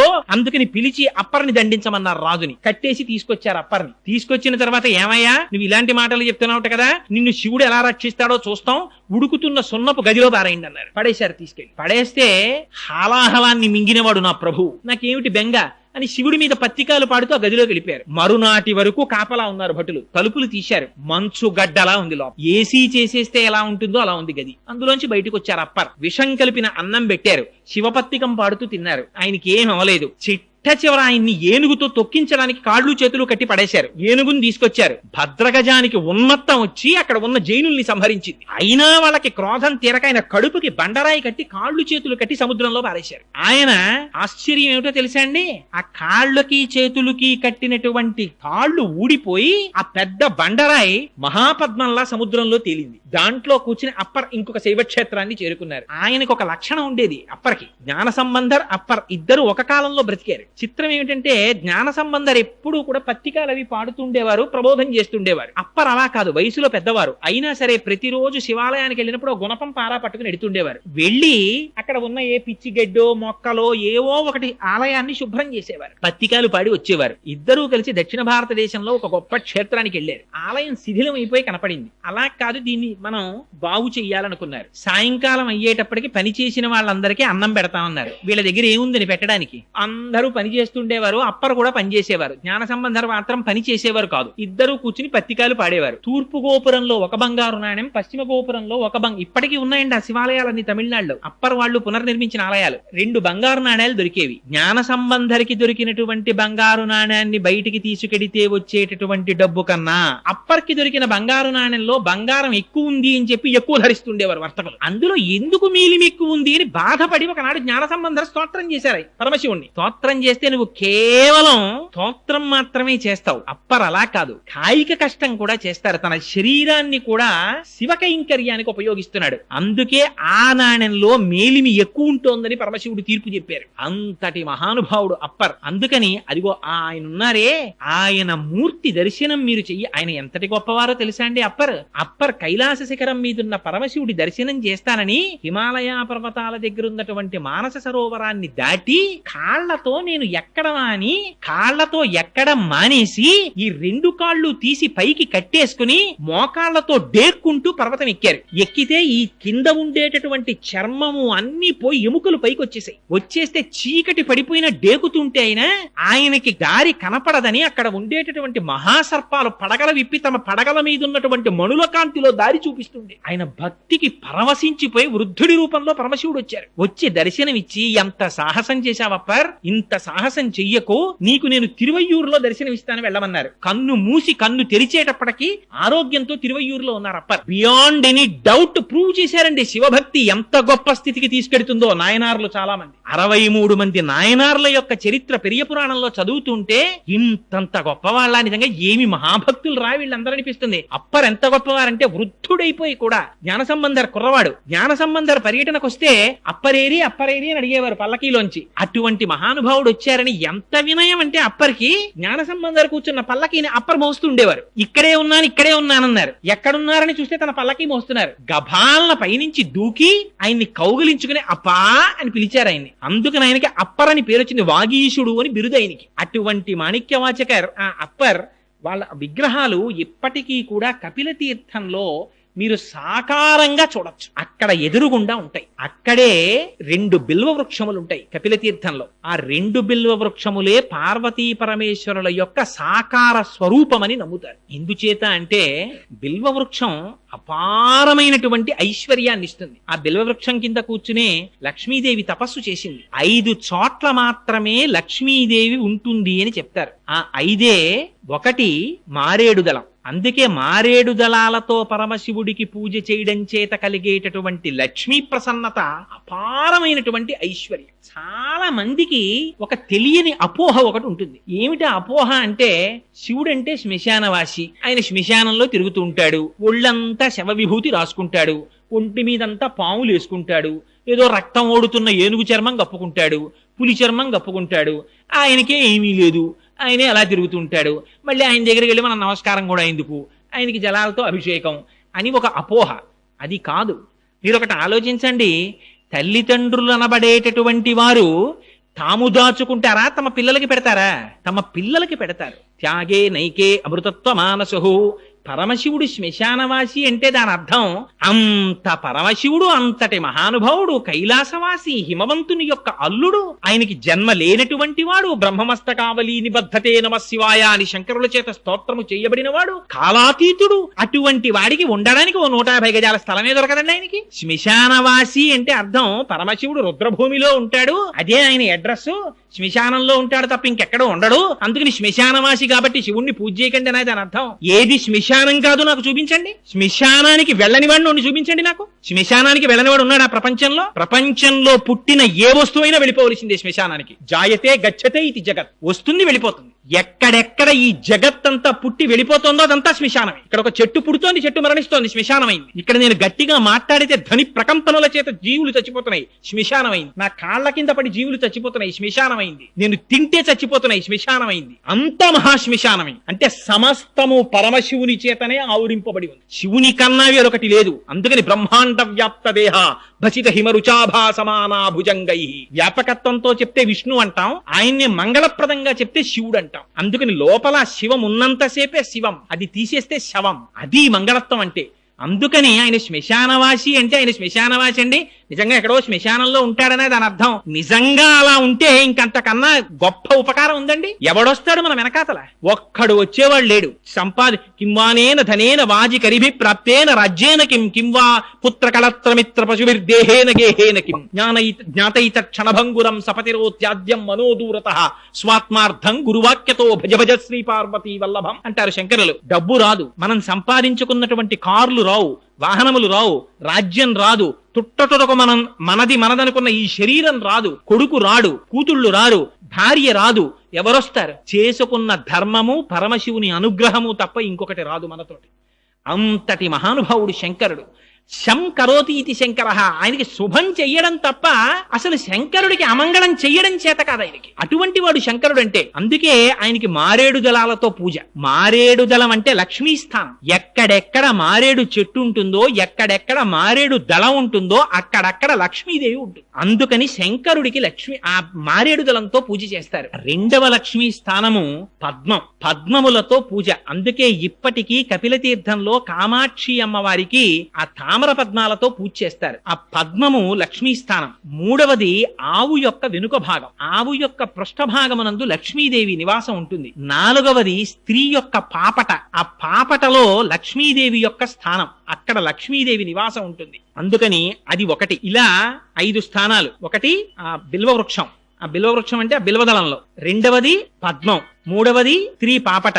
నాలుగవది ఏనుగు యొక్క కుంభస్థలం. అందుకే గజారోహణం అంటుంటారు. ఏనుగు యొక్క కుంభస్థలంలో లక్ష్మీదేవి ఉంటుంది. 5వది ఆవు యొక్క వెనుక తట్టు. ఈ 5 ప్రాంతములు లక్ష్మీ స్థానాలు. అందుకని మారేడు దళంతో పరమశివుడికి పూజ. దానివల్ల అపారమైనటువంటి లక్ష్మీ సంపత్తి. కపిలతీర్థంలో ఇప్పటికీ కూడా 2 బ్రహ్మాండమైన మారేడు చెట్లు నిలబడి ఉంటాయి. ఇక్కడ లింగాకృతిలో ఉన్నటువంటి మహానుభావుడే అక్కడ సాకారముగా మారేడు చెట్ల రూపంలో ఉన్నాడని నమ్ముతారు. వెళ్ళి ఆ మారేడు చెట్లకి నమస్కారం చేస్తారు. ించవలసినటువంటి వేరొకటిది, అక్కడే నాగుల చావిడి అని చెప్పి జంట నాగులు పెనవేసుకున్నటువంటి అనేకమైన మూర్తులు కలిగిన పెద్ద వేదిక ఒకటి ఉంటుంది. పూర్వం అక్కడ ప్రతిష్టలు చేసేవారు. ఇప్పుడు కుదరదు. ఎందుకంటే అసలు అంగుళం ఖాళీ లేదు. అక్కడికి వెళ్లి నమస్కారం చేస్తే, అభిషేకం చేసుకుంటే అక్కడే వల్లీ దేవసేనా సమేత సుబ్రహ్మణ్యేశ్వర స్వామి వారు ఉన్నారు. కాలసర్పదోషం ఉన్నవారు, కుజగ్రహ దోషం ఉన్నవారు, నవగ్రహ దోషాలున్న వాళ్ళు కపిలతీర్థానికి వెళ్లి స్వామివారికి అభిషేకం చేయించుకుంటే వాళ్ళకి ఉన్నటువంటి సమస్త గ్రహ దోషములు పోతాయంటారు. అదిగో అంతటి పరమపావనమైనటువంటి క్షేత్రం ఆ కపిలతీర్థం. ఆ కపిలతీర్థానికి వెళ్లి సేవించినంత మాత్రం చేత పాపములు నివృత్తి చేయబడి తదనంతరం ఆ శేషశైలాన్ని అధిరోహించి ఆ లోపల ఆనందనిలయాధీశుడైనటువంటి వెంకటాచల ప్రభువుని సేవిస్తారు. దుచిత పూర్వం అసలు కపిలతీర్థాన్ని సేవించకుండా, కపిలతీర్థాన్ని దర్శనం చెయ్యకుండా అసలు ఒక రాత్రి నిద్రపోవాలి కపిలతీర్థంలో. ఆ తరువాత మాత్రమే వెంకటాచలం కొండ మీదకి వెళ్లేవారు. ఇప్పుడు చాలా మంది కపిలతీర్థాన్ని విడిచిపెట్టి వెంకటాచల కొండ మీదకి వెడుతున్నారు. కాబట్టి నా మనవి ఏమిటంటే, ఈ మాట మీరు వెంకటాచల క్షేత్రానికి వెళ్ళినప్పుడు తప్పకుండా కపిలతీర్థాన్ని సేవించండి. అది మహత్తరమైనటువంటి తీర్థం. అటువంటి తీర్థాన్ని సేవించడం చేత, అటువంటి శివలింగానికి నమస్కారం చెయ్యడం చేత మన శరీరమునకు పట్టినటువంటి పాపరాశి ధ్వంసమై మనకి కావలసినటువంటి భగవంతుని యొక్క అనుగ్రహం ప్రసరింపబడిన నాడు మనకి కావలసినటువంటి కామితములన్నీ వాటంతట అవే తీరిపోతాయి. అంత శక్తివంతం. మీకు ఏవేవి కావాలనుకుంటున్నారో అవన్నీ అక్కడున్నాయి. ఇంకొక గొప్ప విషయం ఏమిటో తెలుసా అండి? వెంకటేశ్వర స్వామి వారు పద్మావతి కళ్యాణం జరగడానికి ముందర వకుళమాతని ఆకాశరాజు యొక్క భార్య అయిన ధరణీదేవి దగ్గరికి పంపిస్తూ ఒక సొరంగ మార్గం చూపించారు. అమ్మా, నువ్వు ఈ సొరంగ మార్గంలో వెళితే కింద కపిలతీర్థానికి చేరుకుంటావు. అక్కడ కపిలేశ్వరుడు అన్న పేరుతో శివుడు ఉన్నాడు. ఆయనకి నమస్కరించి ఆయన అనుగ్రహాన్ని పొంది ధరణీదేవి దగ్గరికి వెళ్ళమన్నారు. ఇప్పటికీ వకుళమాత నడిచి వచ్చినటువంటి ఆ సొరంగ మార్గం ఇంకా కపిలతీర్థంలో ఎదురుగుండా ఉంది. దాన్ని నరసింహ గుహ అని పిలుస్తారు. అక్కడ నృసింహస్వామి వారు ఉంటారు. కానీ ఈ మధ్య కాలంలో ఆ నృసింహస్వామి వారి విగ్రహానికి ఉన్నటువంటి ముక్కు కొద్దిగా భిన్నమైంది. అందుకని ఇప్పుడు ఆ గుహ మూసేశారు తలుపులు. కానీ ఇప్పటికీ మీరు ఆ గుహని చూడొచ్చు. ఆ గుహలోంచే వకుళమాత వెంకటాచలం నుంచి క్రిందకు వచ్చింది. వచ్చి కపిలేశ్వరుని యొక్క అనుగ్రహాన్ని పొంది పద్మావతి శ్రీనివాసుల పరిణయం అవుతుందని స్వామివారు ఆశీర్వదించిన తరువాత పద్మావతి శ్రీనివాసుల కళ్యాణం అయింది. అంత హరిహర అభేదమైనటువంటి క్షేత్రం ఆ కింద ఉన్నటువంటి కపిలతీర్థ క్షేత్రం. అందుచేత తప్పకుండా మీరందరూ ఆ కపిల తీర్థాన్ని సేవించండి. నన్ను చాలా మంది ఫోన్లో అడిగి ఉన్న కారణం చేత ఆ కపిల తీర్థం గురించి 4 మాటలు ఇవాళ ప్రస్తావన చేయబోయ్ అని అడిగారు. మీరందరూ చేతులు కదుపుతున్నటువంటి పరిస్థితిని, మీకున్న పమిట కొంగులతోటి వాటితోటి మీరు రాసుకుంటున్న పరిస్థితిని బట్టి నేను గమనించాను. మిమ్మల్ని అందరినీ దోమలు విశేషంగా బాధిస్తున్నాయి. అయినా కూడా నిజంగా ఎంత భక్తి తత్పరతతో కూర్చున్నారో కానీ మహానుభావులు ఆ శివనామం వినడానికి ఏమి చేతకాని వాడిని నేను చెప్తేనే ఇంత ఆర్తితో చెవులు దొప్పలు చేసుకుని తాగుతున్నారంటే మీరు ఎంతటి భాగవతులు. కానీ చాలు మన జన్మకి కార్తీక మాసంలో పరమశివ సన్నిధానంలో 4 మాటలు చెప్పుకునే అదృష్టం. రేపటి రోజున పరమశివుని యొక్క అమోఘ కృత్యం అది విన్నంత మాత్రం చేత పుత్రం పౌత్రం సమాసాద్యా స్కంద సాలోక్యతాంబ్రజేత్ అని వాల్మీకి మహర్షి ఫలస్తుతి చెప్పారు. పుత్ర పౌత్రులు, కొడుకులు, మనవలు, మునిమనవలు చూసి హాయిగా ఎటువంటి ఈతి బాధలు రోగాలు లేకుండా ఆరోగ్యంతో ఉండి తొడన స్కందలోకానికి చేరుకుంటాడయ్యా అని ఫలస్తుతి చెప్పారు. అంత పరమపావనమైనటువంటి ఘట్టం గనక రేపటి రోజున సుబ్రహ్మణ్యేశ్వర స్వామి వారి జననమునకు సంబంధించినటువంటి వృత్తాంతాన్ని విజ్ఞాపన చేస్తారు. కార్తీక మాసం కనుక అటువంటిది విన్నంత మాత్రం చేత మనకి ఎంతో మేలు చేకూరుతుంది. మహానుభావుడు సామాన్యుడు కాడు. సుబ్రహ్మణ్యుడంటే కామాదిరోహ కలుషీకృత దుష్టచిత్తాం సిక్వాతు మామవ కళాధర కాంతికాత్య వల్లీశనాథ మమదేహి కరావలంబం అంటారు. అంత గొప్ప స్వామి ఆ సుబ్రహ్మణ్యమూర్తి. అందుకని రేపటి రోజున ఆ వృత్తాంతాన్ని విజ్ఞాపన చేస్తాను. మంగళాశాసనపరైః మదాచార్య పురోగమైః సర్వైశ్చ పూర్వైరాచార్యైః సత్కృతాయాస్తు మంగళం. మంగళం కోసలేంద్రాయ మహనీయ గుణాత్మనే చక్రవర్తి తనూజాయ సర్వభౌమాయ మంగళం. ఉమాకాంతాయ కాంతాయ కామితార్థప్రదాయినే శ్రీగిరీశాయ దేవాయ మలినాథాయ మంగళం. కరచరణకృతం వా కర్మ వాక్కాయజం వా శ్రవణనైనజం వా మానసం వాపరాధం విహితమవిహితం వా సర్వమేత్తక్షమస్వ. శివ శివ కరుణాబ్ధే శ్రీ మహాదేవ శంభో. సర్వం శ్రీ ఉమామహేశ్వర పరబ్రహ్మార్పణమస్తు. స్వస్తి.